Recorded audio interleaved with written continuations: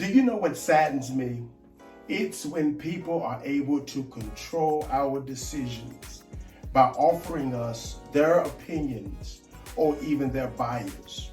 As a consequence, we end up refusing fellowship, refusing relationship, and sometimes the most beneficial seasons of our lives.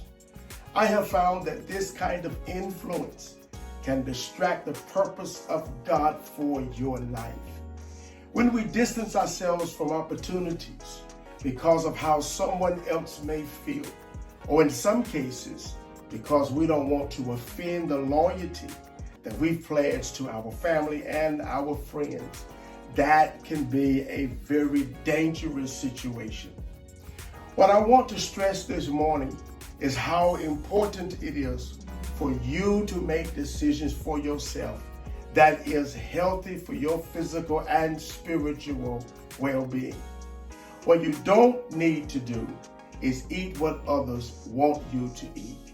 Don't carry the baggage of how someone else feels, but get in a place with God so that you can grow. I hope you enjoy this morning's message.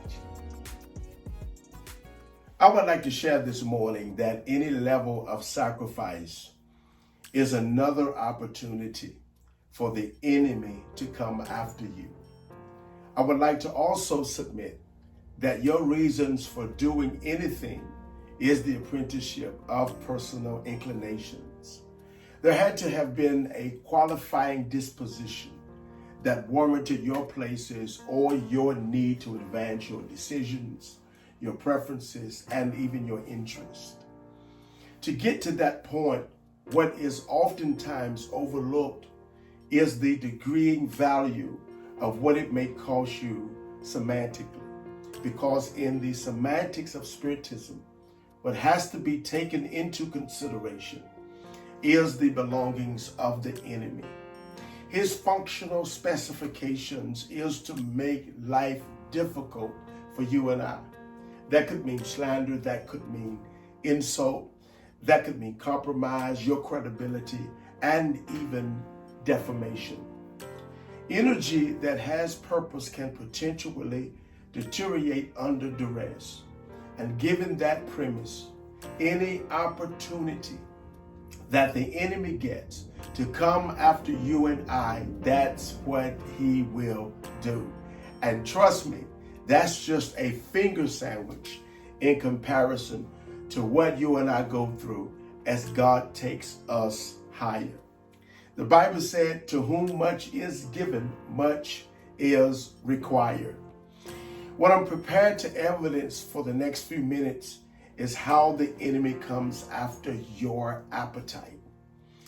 Anything connected to where you are going and the velocity of that assignment, the counterpart to that is to expect cycles of distraction. Jesus told Simon Peter, the enemy comes to sift you as wheat, but I pray that your faith fail thee not. We have to take serious these recommending words, because what I have learned is that vulnerability is not always avoidable, and the enemy is not always obvious. And so when we begin our discussions about the enemy attacking our children, or the enemy attacking our finances, or the enemy attacking our jobs or our health, those attacks are all but familiar. What we don't discuss are those times when the enemy comes after our appetites, our yearnings, and even our thirst. And I can't say that this is deviating, because every destiny has a diet, and your appetite is the reason for every evil agenda.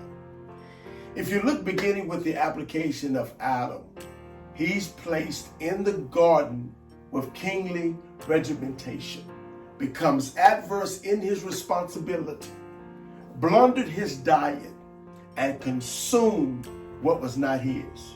Israel did the same.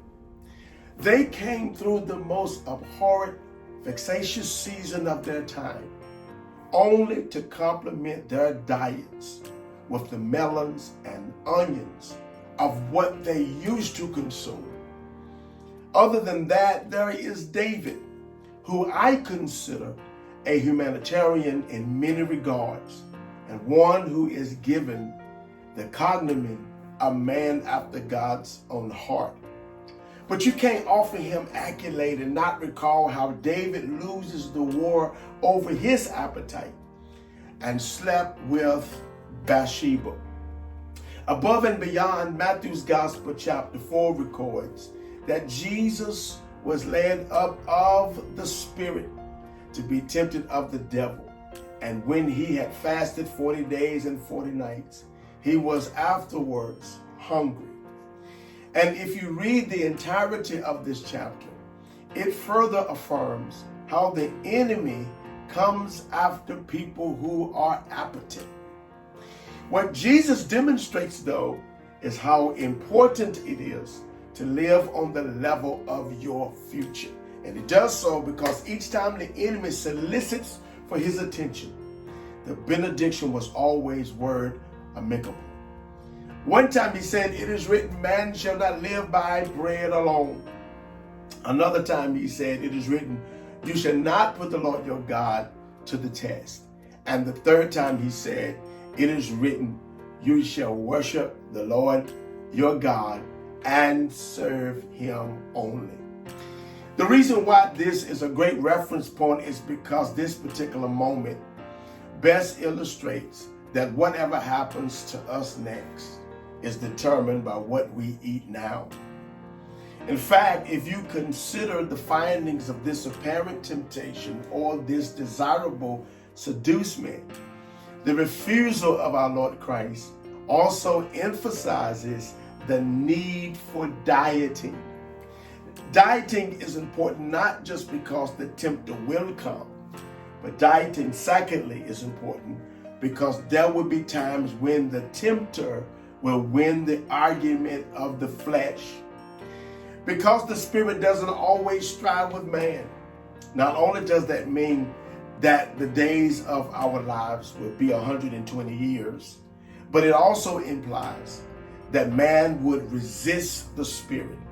And whenever we withstand the Spirit of God through appetite or lack of dieting, it is probable that collapse and failure is most regular. And so now that I have attempted to explain the question of our vulnerabilities, one of the lessons that I wish to pass on to you is the lesson of Elijah. Because Elijah running from Jezebel and Elijah shading under a juniper tree shares with us two different experiences. The one narrative I think that we all can agree upon is the fact that we are already running from the quantum of some temptation, the quantum of some trap, the quantum of some misdeed, some offense, the quantum of some infraction or some scandal. And as a result of our not properly dieting, the second narrative that becomes important is the need to eat, especially in the case when you are trying to get out of a situation or you're coming out of a situation. The Bible places its emphasis here, and what the Elijah story teaches us is that in order for us to get better, we have got to eat. In order for us to grow, in order for us to develop, in order for us to mature, we have got to eat. If we're going to overcome, if we're going to be strong, if we're going to resist the devil, we have got to learn how to eat. The Bible said that the angel of the Lord comes to Elijah, prepares for him his future by giving him something to eat, which means you can't have your future unless you and I adjust our appetite. The problem with many of us this morning is that we are living a malnourished life. You are macerated. You are dehydrated. You are angular and you're starved. And it's not your potential that's in question. It's your diet. What's amazing is that you got great ideas, but the problem is your diet. You got a promising future. Some of you listening this morning, you're overqualified, but the problem is your diet. You're beyond competent. You are anointed and you are gifted. But the problem this morning is our diet. And because we don't accommodate our appetites, we acquiesce to what is flesh.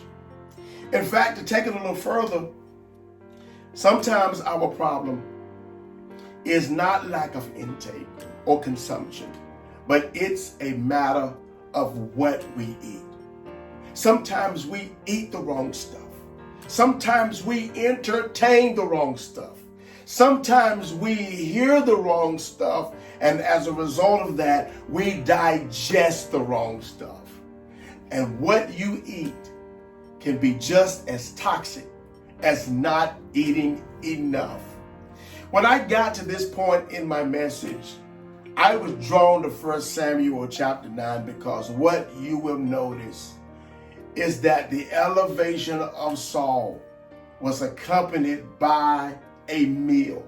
The Bible said that Samuel brings Saul to the table, and he brings him to the table because you're only prepared to lead based on your table etiquette, which means his appetite included civility and decorum.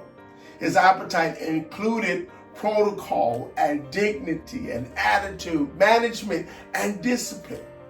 If you remember that story, Saul was given the king's meat, but what determined his readiness was not his potential, but what determined his readiness was how well he digested what he ate, which means you got to know how to assimilate food.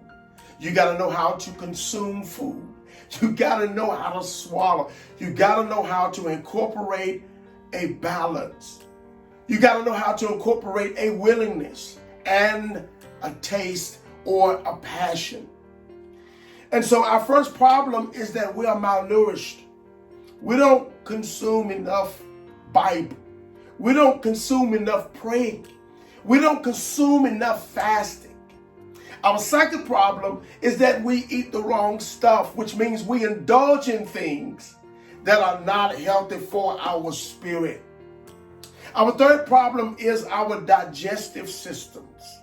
We are not digesting enough right stuff, or we're digesting the wrong stuff. The metabolism of the church is called into question because our hunger is under attack. Our cravings are famine. Our desires are diverted. Our appetites are abstracted. And what has become apparent is the assumption that you can live off of luncheon meat or survive off of potted meat and crackers, a little here and a little there. In fact, that's how we treat the church. We look at the church as a refreshment or a snack or a morsel or a crumb, a small appetizer to get us through until we feel the need to worship the Lord again. And the problem is that you can't fight the enemy malnourished. You can't fight the enemy weak.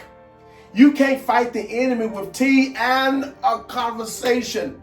You can't fight the enemy masticating but not digesting, nibbling but not sustaining yourself, feasting upon the word of God but not applying yourself. In fact, hungry people are not satisfied with a meal here and there. Hungry people don't just come to church when there's a problem. And hungry people don't eat what everybody else eats. This is the problem of John's Gospel, chapter 4. Jesus goes through Samaria, if you remember, meets a woman at the well who ends up leaving her water pot to go into the city announcing, "Come see a man." Verse 30 reads, when the disciples had come back into town, an interesting conversation comes about. The disciples who was not present when Jesus ministers to this woman at the well, who was not present at the 6th hour, who was not present when the Samaritan woman needed help, who was not present when the Samaritan woman requested something to drink, who was not present when this woman perceived Jesus to be a prophet. They come back into town, and the first thing that they ask is that Jesus would eat. The first thing that they do is ask Jesus the question as it relates to appetite or dieting. They suggested that Jesus eat. Why? Because they were hungry, which implies you eat when I eat. The problem wasn't that Jesus had not ate. He just didn't eat what they had wanted to eat. Which means this: you can't eat what everybody else eats. Here's what I'm trying to get you to see. Maybe you need to stop allowing people to feed you what you don't need to eat. Maybe you need to stop allowing people to feed you what you don't need to hear. Maybe you need to stop allowing people to feed you what you don't need to believe.